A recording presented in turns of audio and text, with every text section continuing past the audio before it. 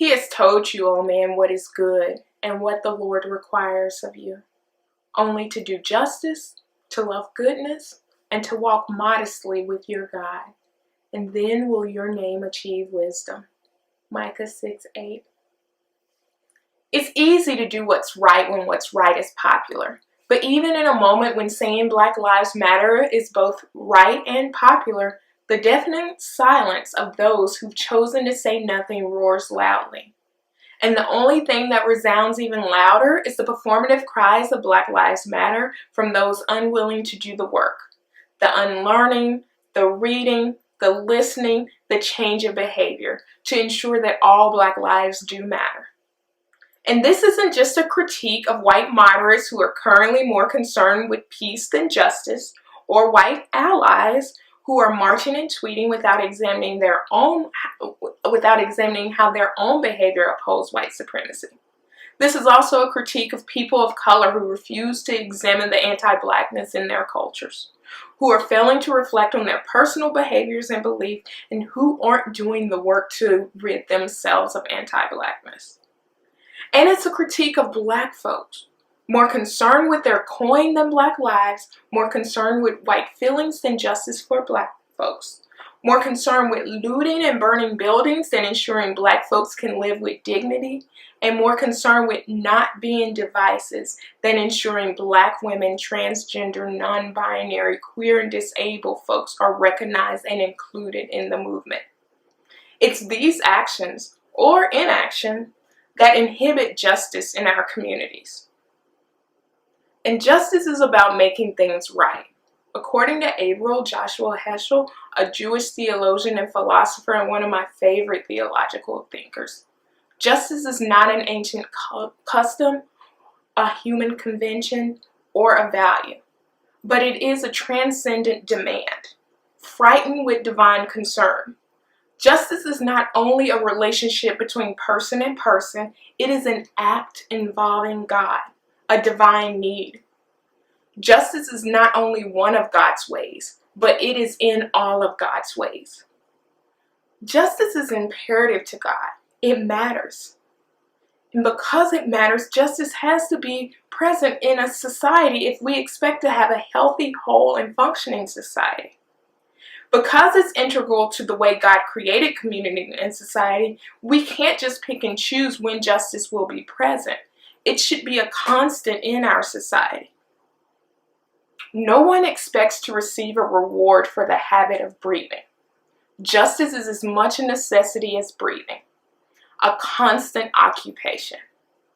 That quote from Heschel really illustrates how natural, necessary, and non-rewarding justice should be. But in reality, it illustrates how far we've missed the mark on justice. It's a reminder of how lacking justice is in our society, and it is especially jarring since the Black Lives Matter uprising that's currently happening was triggered when George Floyd was denied his breath by a police officer in the streets of Minneapolis. But isn't that the world we've become accustomed to?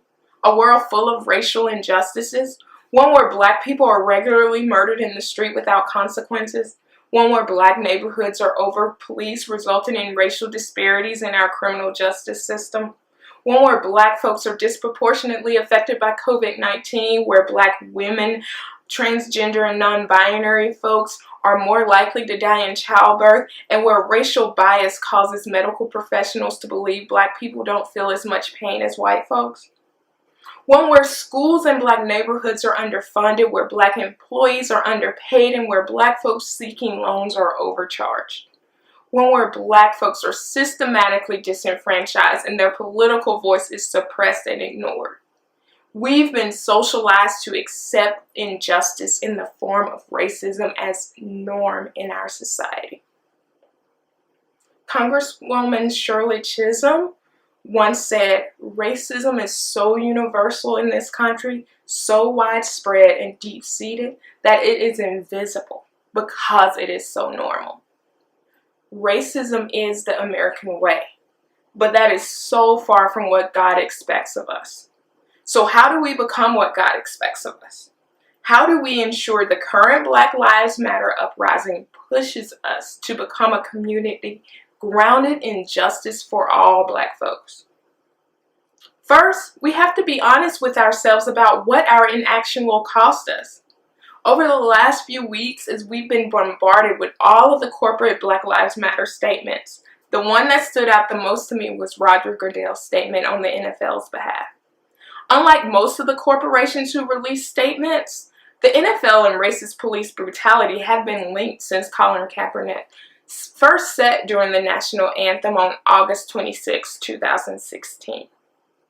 For almost 4 years, the NFL had the opportunity to speak out, to choose justice, to side with victims of oppression, yet they chose not to.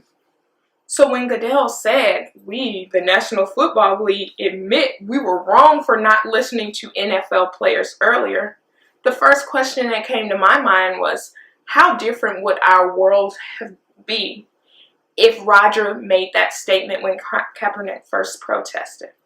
How much progress could we have made in those 3.5 years? How many lives could have been saved? How many injustices could have been prevented? You see, a society absent of justice is a society filled with injustices.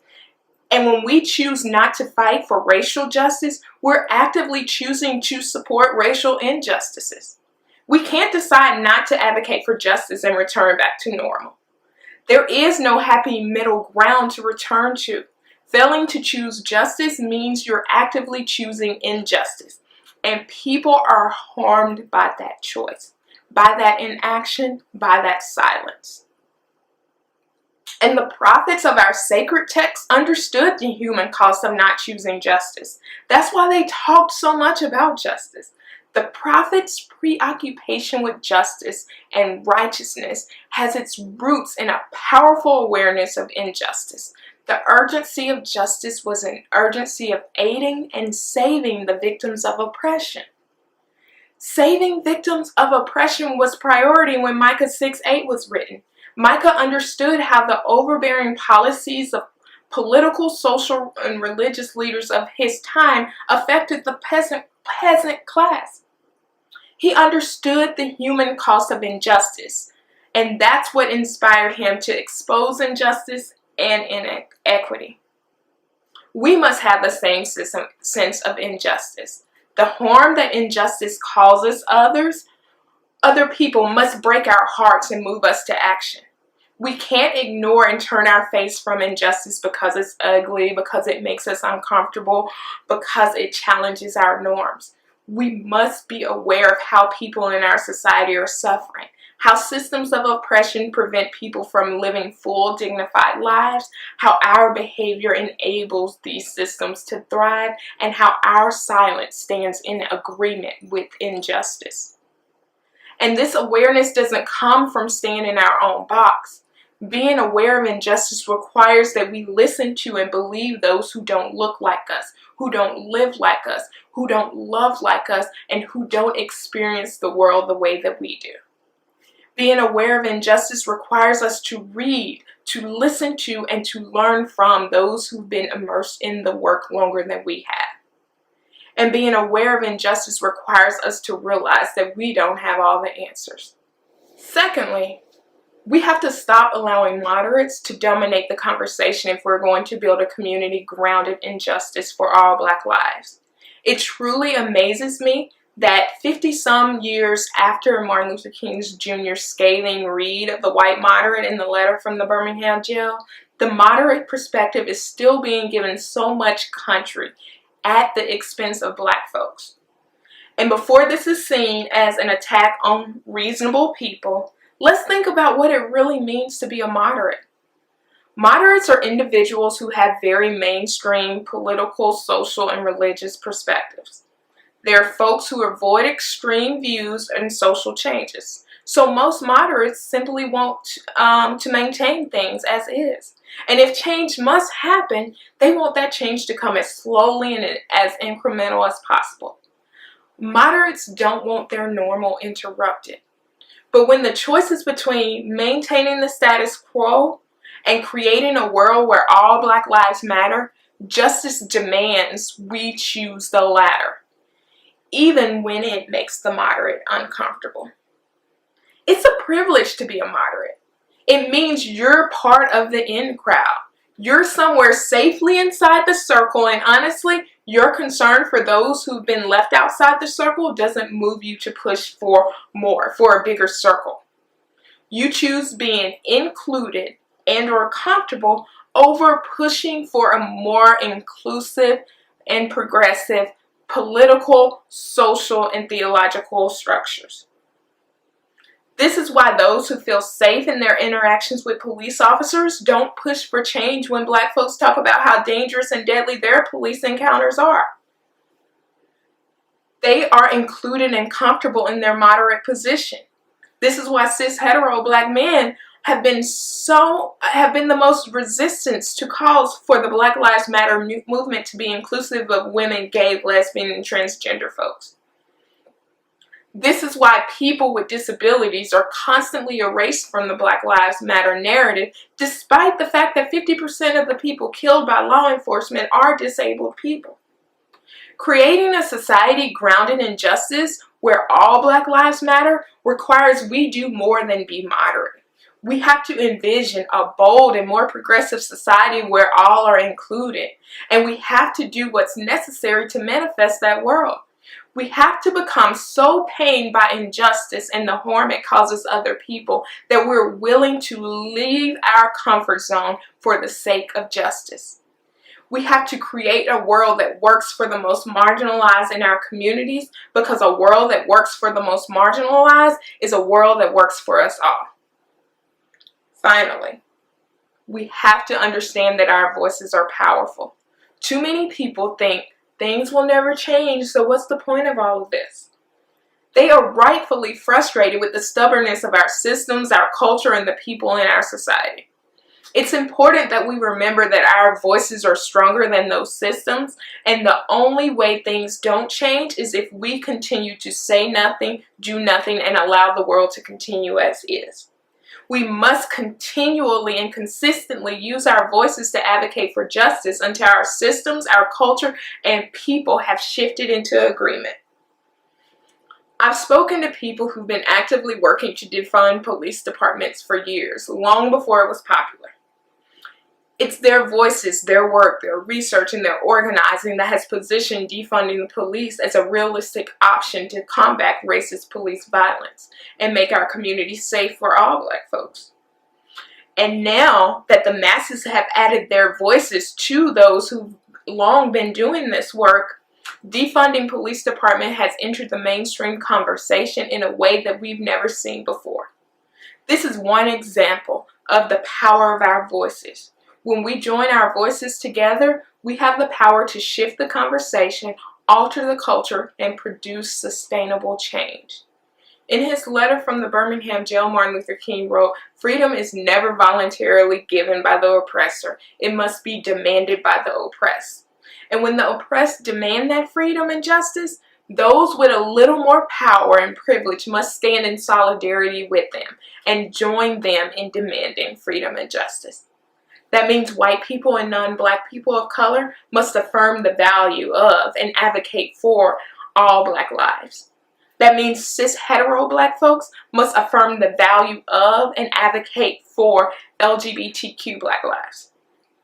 That means people without disabilities must affirm and advocate for people with disabilities. Creating a society grounded in justice where all Black lives matter requires that we listen to, learn from, and act with those who are marginalized by our current systems and structures. This is how we build a society that reflects God's heart of justice. You can find a lot of things in the Bible, some good, some bad.